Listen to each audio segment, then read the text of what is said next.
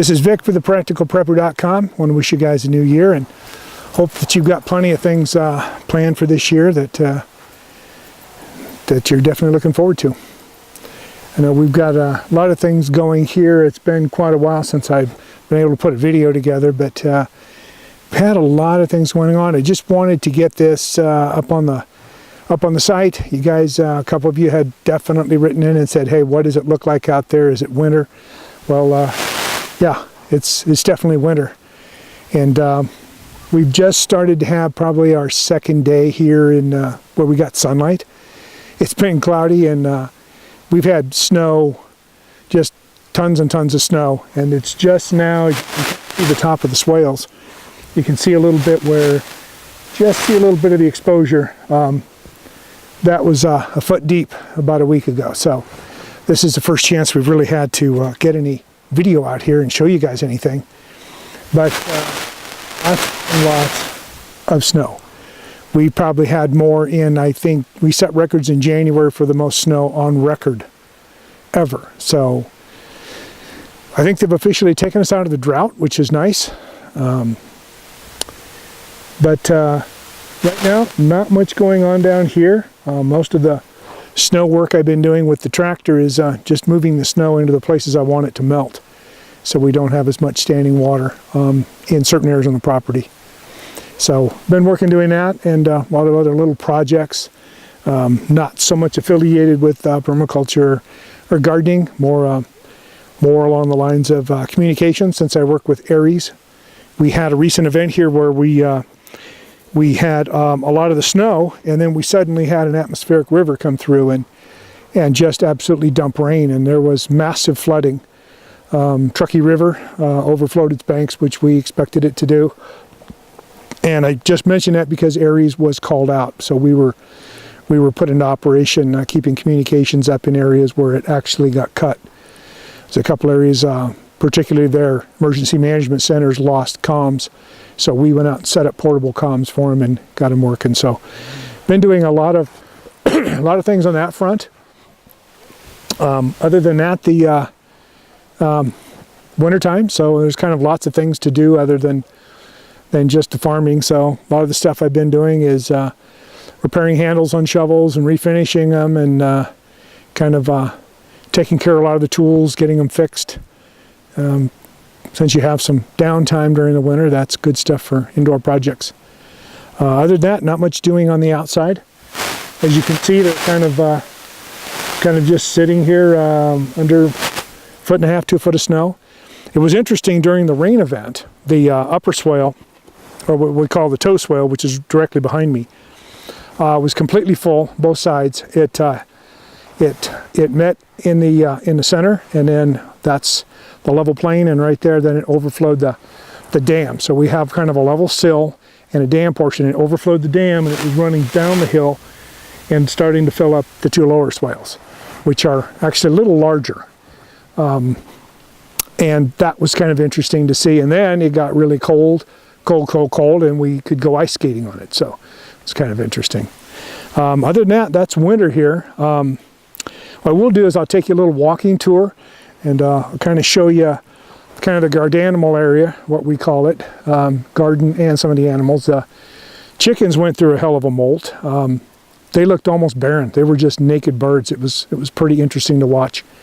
But we got them on some plumage feed and kind of 50-50 that in a layer, since they weren't doing much laying anyway during the winter. And we've got them all back to normal. So they're looking good, and we'll get them weaned off of the plumage here in just a bit, and then we'll get them back on our layer feed and start having them produce eggs. They're only producing about 3 or 4 a day right now, when they normally do about 10 or so a day for us. And since we eat more of a paleo-primal diet, that really helps us. Buying eggs in the store for $6 a dozen that are good organic eggs. So other than that, keeping the snow off the hoops. I'm going to do a little video portion I'm throwing together on the hoops. I had to go in and bump them because they got about 8 inches of snow on top, and at that point you've got to kind of go along and bump them and knock it all down, and then clear out around the hoops to keep them in shape so that they don't damage the plastic or or hurt any of that film that you want left there. So that's about it around here. Not much else going on, but I'll take over and give you a little walking tour through the Gardanimal, and if you got any questions, let me know. But pretty much just getting a lot of the things that we can't get in during the normal season during spring, summer, or fall, and winter's the time to get chores done. So we're working on that. So let's go take a look at the Gardanimal. I'll kind of walk you through there and show you what's going on, and go from there. We'll be right back. So the Gardanimal area is basically this area right in front that you're looking at now. And been piling up snow, and you can see our little weather station there with the flag. Did manage to get a full-time light in the ground there where you see the rocks. So now we have light all night long on that flag. See where I packed up the snow. What I try to do is pull it around so it melts out here. And from here, it's going to go right down into the swales. Walk over and show you. We're at the end of the snow. So right below us here, this is the tow swale right here in front of us. Those are the trees right on the top. And it goes across. So that's what we call the tow swale. We've got a bunch of trees up above it. Everything from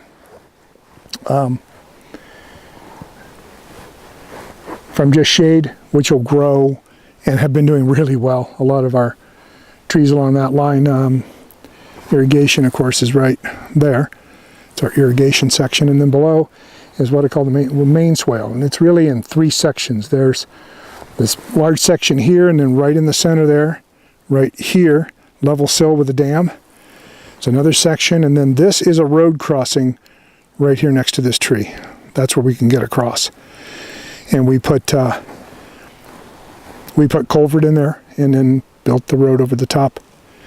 And then you can't see everything right now, but there's a whole lot of permaculture work done here as far as taking care of the water and helping it disperse and radiate down toward the swales, and taking the main water off the road and moving it down the hill for us where we can use it.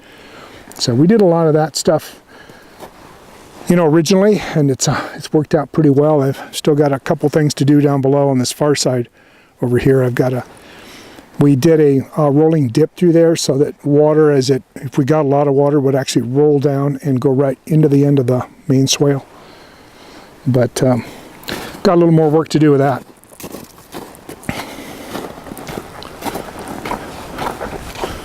So here's our Gardanimal area, as we call it.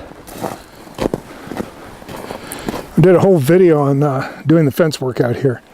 So I put in all the fences and pretty much built everything out here. We haven't toured you through here. There's a couple of our birds. But some of my shade fell down. I'll have to repair that in the spring. Just made a repair on their door.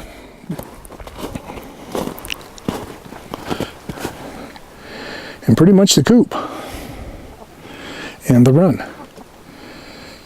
There come some of the girls now.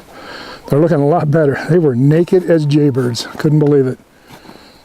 So here we make compost. We got 3 sections there.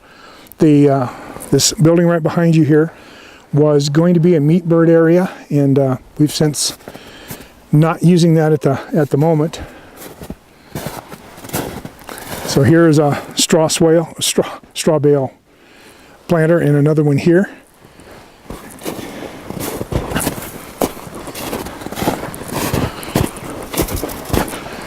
And I've got an area right here where there's nothing, which could be a 3rd hoop. And I've got the start of the hoops right here. The rest of the framing is a little bit buried, but you can see how we've got these guys inside. So out here it's probably in the very low 30s right now. So it's a little chilly. We had to dig a lot of this out. Show you what I mean. So here's how we had to dig them out. We've still got some that ended up below here. You can see the other one here.